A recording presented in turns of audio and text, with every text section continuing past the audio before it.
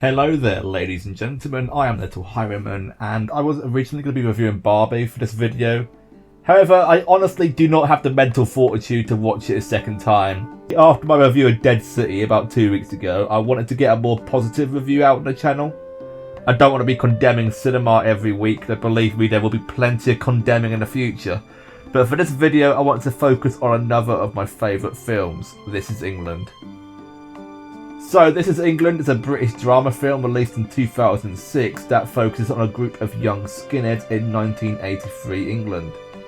It is a story that focuses on a young 12-year-old lad called Sean, who is played by Thomas Turgoose.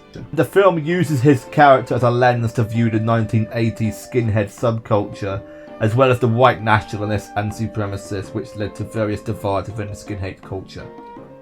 The film is written and directed by Shane Meadows, who has directed some of my favourite films, Dead Man's Shoes and Town, though This Is England is definitely my favourite film of his.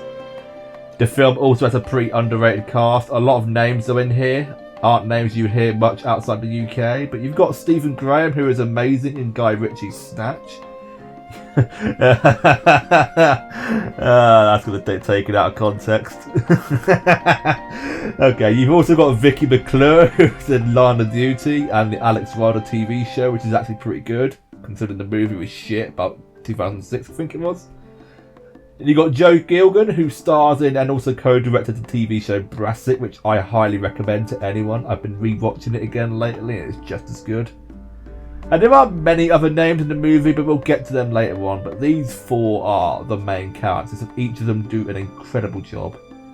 Scratch that, they do it. The entire cast do an incredible job. But anyway, let's get into the main review.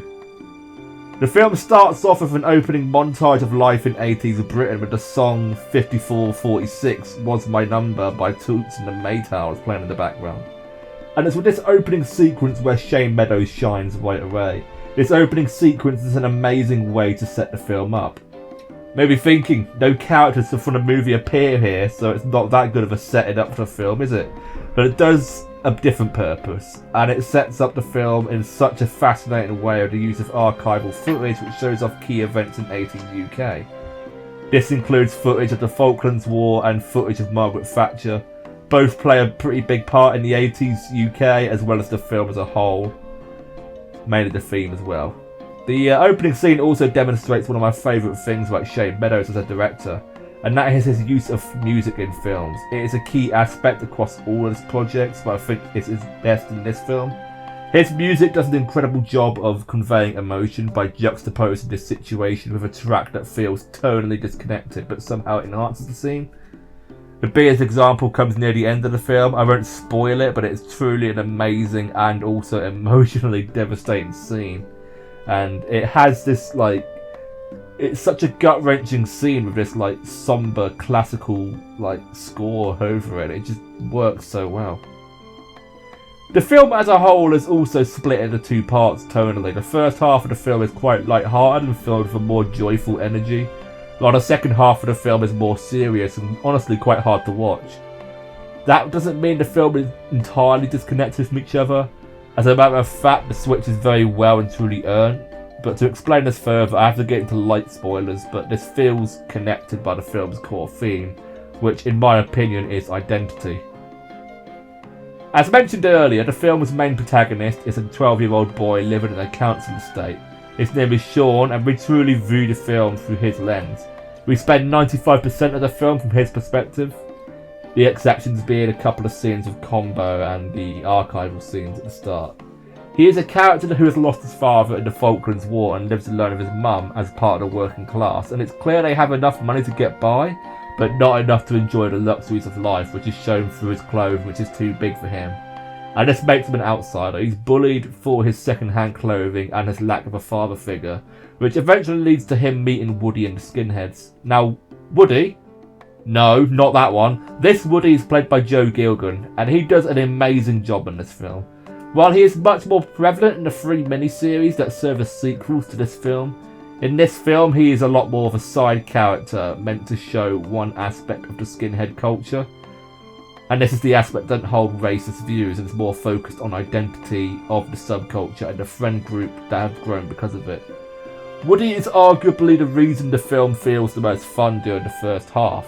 Tonally, this feels very different to the second half, with Sean seeing Woody as an older brother and Woody's girlfriend, lol, or Lorraine, as a mother figure of sorts.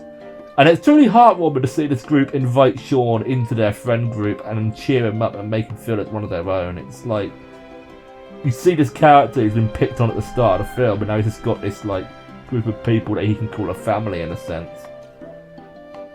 The tone of the film shifts dramatically when the character Combo is introduced to us in the story. Andrew Combo Gascoigne, played by Stephen Graham, is an incredible and complex character. We're shown this right away from his first few scenes. It's almost like he hijacks the entire story. He is a lot more stern, strict and violent than Woody, and his introduction is just a complete tonal shift in a great way. While Combo certainly isn't a villain, he is definitely the closest thing the film has to an antagonist. His first few scenes show him as being quite a domineering person. Throw that in with his first wave beliefs and racist attitude, and you've got a pretty mean guy. But the film doesn't try to justify what he has done or is doing, but it makes a pretty strong attempt at humanising Combo, and it succeeds. It shows that it's not all just... Yeah, I can't say that, can I? Moving on. He feels betrayed by his friends, the government. He's never had a big loving family, and he's clearly hanging on to a time before he ended up in this way, which was shown by a scene of him and Lol. While Combo certainly isn't justified in his beliefs, we as an audience are allowed to see him as more than just a racist skinhead, and the film enables us to empathise with him on a human level. But the main reason why Combo is such an effective character is because of his relationship with Sean and what they see in one another. Combo is a character who deep down is looking for a friend. He is looking for love, and it's shown to us in various ways throughout the film. This is all but confirmed in the last few scenes. Meanwhile, Sean is looking for a father figure, which he ends up seeing in Combo. When Combo is introduced, he is a person that Sean hasn't seen since his father passed, so Sean sees Combo as a strong-willed man and a hero figure, and in turn Combo is both impressed and identifies with Sean once he learns more about him. When Combo is around Sean, he is a much more softer side to him, and we see a completely different side to his character, which is juxtaposed by scenes of him doing these vile acts against people of colour, robbing stores, taking over a bit of land to play football, and spraying hateful slogans into a wall. But most of all, it's through these two and Woody that we see the theme of identity be reinforced. As Sean starts out as an outsider and then enters and interacts with these two skinhead tribes, it's where he sees his two different outlooks on the culture and the world around them. And in Sean's attempt to fit in and prove himself, he ends up bearing witness and even carrying out some of these heinous acts. The film also has plenty of side characters. The biggest strength of This Is England is the group dynamic. While there are characters who get more screen time than others, like Sean, Woody, Combo and Lol, you have such a strong and memorable supporting cast to support them. For starters, you've got Milky, who is played by Andrew Shim. As a skinhead and the only person of colour within the group, he becomes a pretty integral part in the storyline, especially around Combo. And obviously with Combo being a racist and Milky being a loyal friend to Woody, this obviously sows the seeds for a very uncomfortable scene between the two. You've also got Pukey, who is played by Jack O'Connell, and he's gone on to play roles that are pretty big within the UK, mostly just British stuff, so. But he has been in some American things as well. Unbroken is the main thing I can think of. But his character in particular is quite interesting. He's not a big character by any means, but he's pretty interesting in the fact that he sort of questions Combo's beliefs and is vital in showing us, as the audience, what kind of man Combo is. There's Gadget, who's played by Andrew Ellis, and is honestly one of the best characters across the movie and all the subsequent miniseries as well. He is the comedic relief, but he also has a lot of heart. He's relatable as well, which goes a long way, and is probably one of the best examples of a Shane Meadows character. He's someone you can totally base off of someone you know in real life, and I think that's the best part of a Shane Meadows film. His characters are all characters you can picture encountering in the street, basically. And then there's Michelle, or as she goes by in the film, Smell, who is played by Rosamund Hanson. This character enters a, how do I put this? An exclusive relationship with Sean in this film. She is 15 and Sean is 12, so if that quells any uproar over these two getting together and there. I know this has stirred up a lot of controversy when this film came out, so I'm just letting you guys know.